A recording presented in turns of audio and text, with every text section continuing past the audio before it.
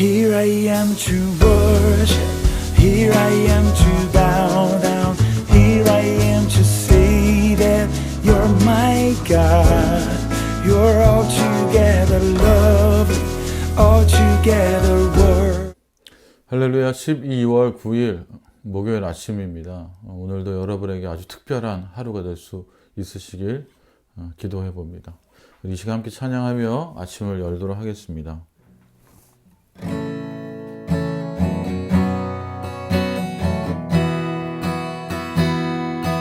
내 아버지 그 품 안에서 내 영혼은 안전합니다. 주 손길로 내 삶을 안으시니 그 평강이 나를 덮습니다.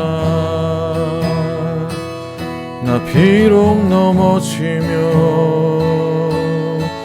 흔들리지만 주 내 안에 거하며 나를 붙드시니 내 생각을 주께로 돌리고 주시는 평강의 옷을 입습니다.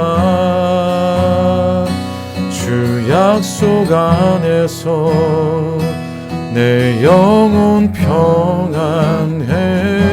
내 뜻보다 크신 주님의 계획 나 신뢰해. 두려움 다 내려놓고 주님만 의지해. 주 안에서 내 영혼 안전합니다. 나 비록 넘어지며 흔들리지만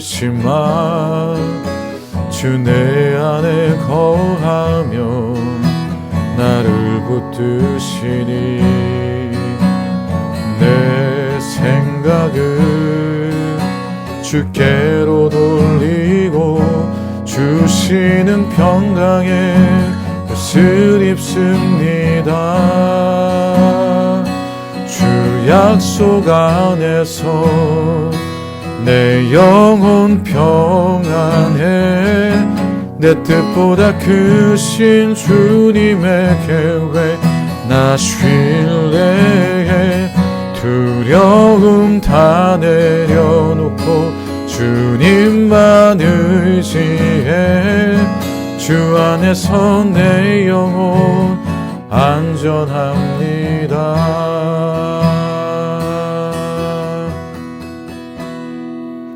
아멘. 주 안에서 내 영혼 안전합니다. 오늘 주님 우리에게 주시는 말씀은 디모데후서 4장 9절부터 22절까지의 말씀입니다. 디모데후서 4장 9절부터 22절까지의 말씀. 너는 어서 속히 내게로 오라. 데마는 이 세상을 사랑하여 나를 버리고 데살로니가를 갔고 그레스게는 갈라디아로 디도는 달마디아로 갔고 누가만 나와 함께 있느니라. 네가 올 때에 마가를 데리고 오라. 그가 나의 말에 유익하니라. 두기고는 에베소로 보내었노라. 내가 올 때에 내가 드로아 가보의 집에 둔 겉옷을 가지고 오고 또 최근 특별히 가죽 종이에 쓴 것을 가져오라. 구리 세공업자 알렉산더가 내게 해를 많이 입혔음에 주께서 그 행한 대로 그에게 갚으시리니 너도 그를 주의하라. 그가 우리 말을 심히 대적하였느니라. 내가 처음 변명할 때에 나와 함께한 자가 하나도 없고 다 나를 버렸으나 그들에게 허물을 돌리지 않기를 원하노라. 주께서 내 곁에서 서서 나에게 힘을 주심은 나로 말미암아 선포된 말씀이 온전히 전파되어 모든 이방인이 듣게 하려 하심이니 내가 사자 입에서 건짐을 받았느니라. 주께서 나를 모든 악한 일에서 건져내시고 또 그의 천국에 들어가도록 구원하시리니 그에게 영광이 세세 무궁토록 있을지어다. 아멘. 브리스가와 아굴라와 및 오네시보로의 집에 문안하라. 에라스도는 고린도에 머물러 있고 드로비모는 병들어서 밀레도에 두었노니 너는 겨울 전에 어서 오라. 으블로와 부데와 리노와 글라우디아와 모든 형제가 다 내게 문안하느니라. 나는 주께서 네 심령이 함께 계시를 바라노니 은혜가 너희와 함께 있을지어다. 아멘. 겨울이 되었습니다. 이제 곧 한파가 몰아닥치면 더 혹독한 겨울이 시작될 것입니다. 그런데 추위뿐만 아니라 코로나 상황이 격변하면서 전 세계는 겨울의 시간을 보내고 있는 듯합니다. 마스크 없이 자유롭게 애찬을 나누며 교제했던 시간들, 또 연말이 되면 크리스마스를 함께 준비하며 주님 안에서 즐거워했던 시간들, 그렇게 또 따뜻했던 시간들을 기억에 남겨두고 지금은 쓸쓸한 겨울을 보내고 있습니다. 또 다른 삶의 자리에서 어떤 분들은 정말 더 힘겨운 시간을 보내면서 지금이 내 인생의 겨울이라고 말하는 분들도 있으실 것 같습니다. 혼자서 겨울의 추위에 맞서 힘겹게 싸우고 있는 분이 계실지도 모르겠습니다. 그런데 분명한 것은 우리가 겨울을 막을 수 없다는 것입니다. 우리에게 찾아온 겨울, 그 어려움을 근본적으로 막을 것은 우리의 능력 밖의 일입니다. 하지만 우리에게 찾아온 겨울을 따뜻하게 보낼 수 있습니다. 인생의 겨울을 지혜롭게 대처할 수 있는 방법이 우리에게 주어졌습니다. 오늘 본문에서 바울은 인생의 겨울을 보내고 있습니다. 감옥에서 외롭고 쓸쓸하게 자신의 인생 마지막을 보내고 있습니다. 물론 바울은 죽음을 앞두고 있지만 그에겐 두려움이나 후회는 없습니다. 하지만 그렇다고 해서 그에게 실제적인 어려움이 없었던 것은 아닙니다. 그래서 우리는 편지의 마지막 부분에서 조금은 낯선 바울의 모습을 볼 수 있습니다. 바울의 진솔한 모습을 발견하게 됩니다. 그래서 오늘 본문에서 인생의 마지막을 보내는 바울을 통해 따뜻하게 겨울을 날 수 있는 방법을 살펴보려고 합니다. 첫 번째로 바울은 디모데에게 명령합니다. 4장 9절에 너는 어서 속히 내게로 오라. 바울은 디모데를 몹시 그리워합니다. 그래서 어서 속히 오라고 명령합니다. 우리말 성경에 어서라고 되어 있어서 그 느낌이 잘 전달되지 않는데 이 단어는 원문을 보면 열심히라는 말입니다. 다시 말해 최선을 다해 속히 오라는 말입니다. 바울은 디모데가 모든 노력으로 최선을 다해서 빨리 오기를 바라고 있습니다. 그래서 21절에도 한 번 더 이 말을 반복하고 있습니다. 너는 겨울 전에 어서 오라. 바울은 왜 이렇게 빨리 디모데를 보기를 원했을까요? 바울에게는 시간이 없었습니다.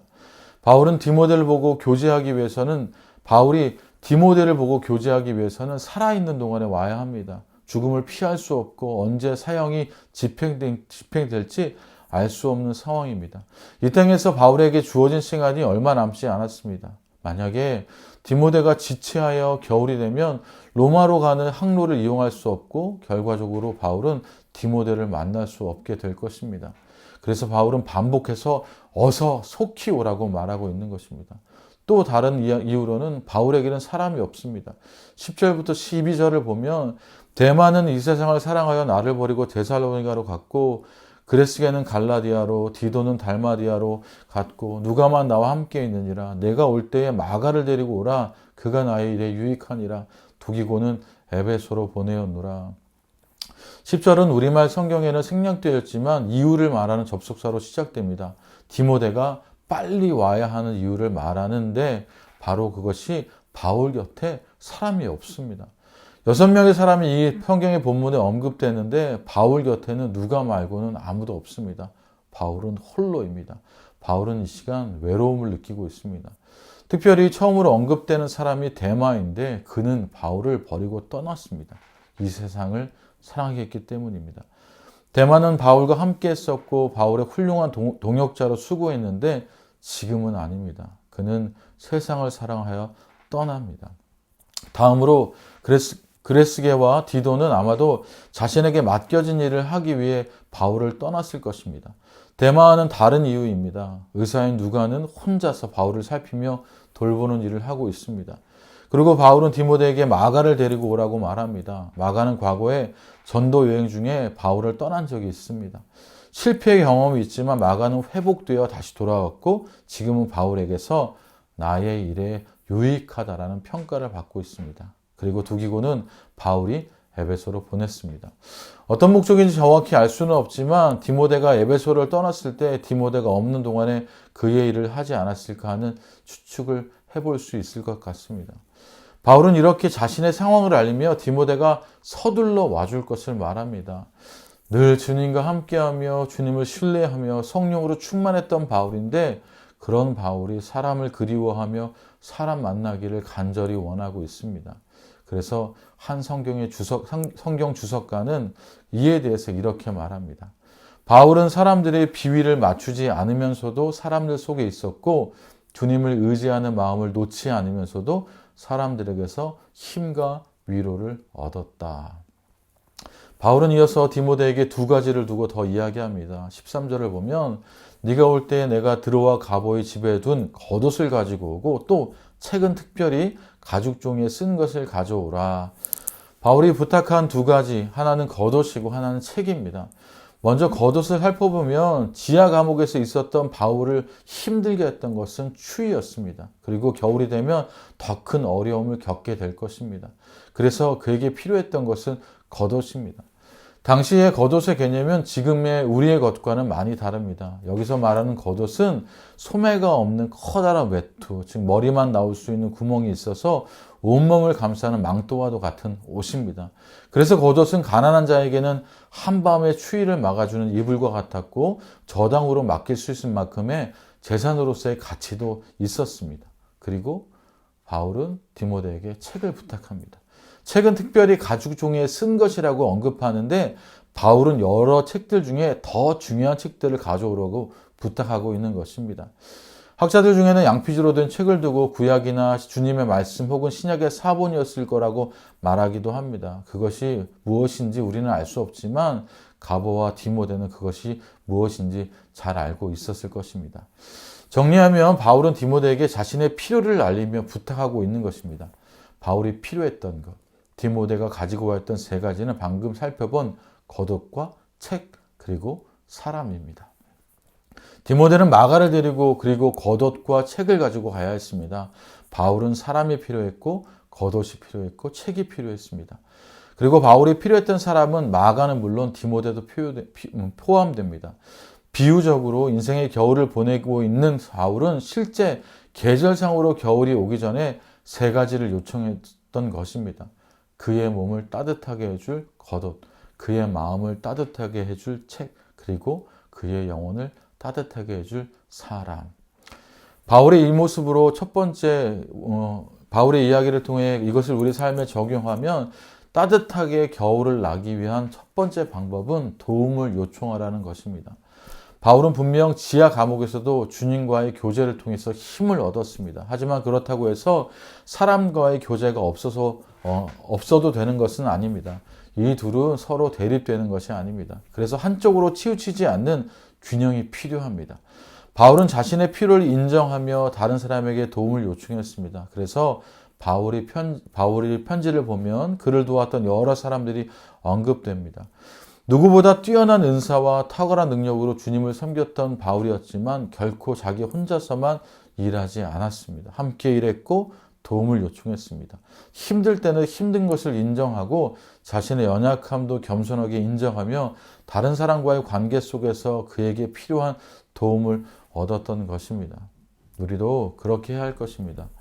나의 영적인 성숙과 어려움을 이길 수 있도록 도움이 필요할 때 인정합시다. 그리고 도움을 요청합시다. 그럴 때 우리는 추운 겨울 같은 인생의 어려움을 만났을 때 좀 더 따뜻하게 우리의 겨울을 보낼 수 있을 것입니다. 이것이 겨울을 따뜻하게 나기 위한 첫 번째 방법입니다. 다음으로는 둘째 달력에서 우리가 무엇을 배울 수 있는지 살펴봅시다. 14절과 15절을 보면 구리 세공업자 알렉산더가 내게 해를 많이 입혔음에 주께서 그 행한 대로 갚으시리니 너도 그를 주의하라. 그가 우리 말을 심히 대적하였느니라. 바울은 자신이 겪었던 어려움을 말합니다. 특별히 자신을 대적했던 구리 세공업자 알렉산더를 언급하면서 디모데에게 그를 주의하라고 경고하고 있습니다. 우리는 그가 누구인지 알 수 없습니다. 디모데전서나 사도행전에서는 알렉산더가 언급되는데 알렉산더가 흔한 이름이었기 때문에 우리는 같은 이름인지 알 수 없습니다. 오늘 본문에서는 특별히 구리 세공업자라고 언급하고 있기 때문에 아마도 다른 인물이었겠다라고 생각할 수 있을 것 같습니다. 다만 우리가 알 수 있는 것은 그가 바울에게 많은 해를 입혔다는 것입니다. 알렉산더는 바울이 전하는 메시지를 심히 대적하며 방해했습니다. 그때 바울이 한 행동이 무엇입니까? 대적을 만나 어려움을 당했을 때 바울은 이렇게 행동했습니다. 바울은 이렇게 말합니다. 주께서 그 행한 대로 그에게 갚으시리니. 바울은 행동하지 않고 주님께서 갚으실 것을 믿고 주님께 맡긴 것입니다. 바울의 이러한 태도는 이어지는 말씀에서도 볼 수 있습니다. 16절에 내가 처음 변명할 때 나와 함께한 자도 없고 다 나를 버렸으나 그에게 허물을 돌리지 않기를 원하노라. 바울이 자신이 처음 변명할 때 함께한 사람이 한 명도 없고 모든 사람이 자신을 버렸다고 말합니다. 바울이 내가 처음 변명할 때라고 하는 것은 공식 재판을 진행하기 전에 자신을 변호하는 것을 말하고 있습니다. 이렇게 자신을 변호할 때 바울은 아무런 지지도 받지 못했습니다. 로마에 있는 그리스도인들 가운데 바울의 편에 바울을 위해 말하는 사람, 그를 변호했던 사람이 단 한 명도 없었습니다. 도움이 필요한 그때에 모두가 바울을 모른 척했습니다. 하지만 바울은 그들에게 허물을 돌리지 않았습니다. 비록 그들은 침묵했고 바울을 모른 척했지만 바울은 그것이 두려움 때문에 한 잘못이란 것을 알기에 그들을 용서합니다. 바울은 어떻게 그럴 수 있었을까요? 17절을 보면 17절과 18절을 보면 주께서 내 곁에 서서 나에게 힘을 주심은 주께서 나를 모든 악한 일에서 건져내시고 17절과 18절을 시작하면서 우리말 성경에는 있지 않지만 원문은 그러나라고 합니다. 이런 일들이 있었지만 바울은 그러나 주께서 내 곁에 서서 주께서 나를 모든 악한 일에서 건져내시고 아무도 없을 때 바울은 혼자가 아니라는 것을 알고 있었습니다. 바울 곁에 주님이 계셨고 힘을 주셔서 말씀이 온전히 전파되게 하셨습니다. 그래서 바울은 사자 입에서 건짐을 받았다고 고백합니다. 그래서 바울의 이 모습을 살펴보면 따뜻한 겨울을 나기 위한 두 번째 방법은 주님을 의지하라입니다. 바울은 14절과 그리고 17절, 18절에서 계속 주께서라고 말합니다. 바울이 경험하고 있는 어려움들, 대적자로 인한 힘겨운 시간들, 사람들로부터 버림받는 힘든 일들을 겪을 때, 외롭고 추운 겨울과 같은 시간을 보내고 있을 때 바울은 주님을 생각합니다. 그리고 주님을 의지합니다. 주님께서 곁에 계셔서 힘을 주셨습니다. 주님께서 모든 악에서 건져내십니다. 그리고 주님께서 모든 악을 갚아 주실 것입니다. 그래서 바울은 주님을 의지합니다. 여러분 혹시 추운 겨울을 보내고 계십니까? 아무리 애를 써도 상황이 나아지지 않고 추위는 더 깊어만 지는 그 상황들 가운데 여러분 계십니까? 여러분 그럴지라도 주님을 붙들고 주님을 의지하실 수 있기를 바랍니다. 주님을 의지할 때 추운 겨울 속에서도 온기를 누릴 수 있습니다. 따뜻함을 느낄 수 있습니다. 주님을 의지할 때 어떤 추위를 만난다 할지라도 주님 품 안에서 안전함을 경험할 수 있습니다. 그러니 지금 겨울 추위를 이길 수 있도록 여러분 안에 주님의 온기를 잃지 마시길 바랍니다. 주님을 의지하는 것이 추운 겨울을 이기는 힘이 됩니다. 그래서 우리 주님께 여러분의 삶을 모두 맡길 수 있으시기를 바랍니다. 추운 겨울 가운데 온기를 갖기 위해서 우리 주변의 이웃들에게 우리의 연약함들을 인정하고 도움을 요청하는 것, 그리고 주님만을 의지하는 것. 오늘 디모데후서를 마무리하면서 이것이 저와 여러분에게 큰 위로와 격려가 되었으면 좋겠습니다.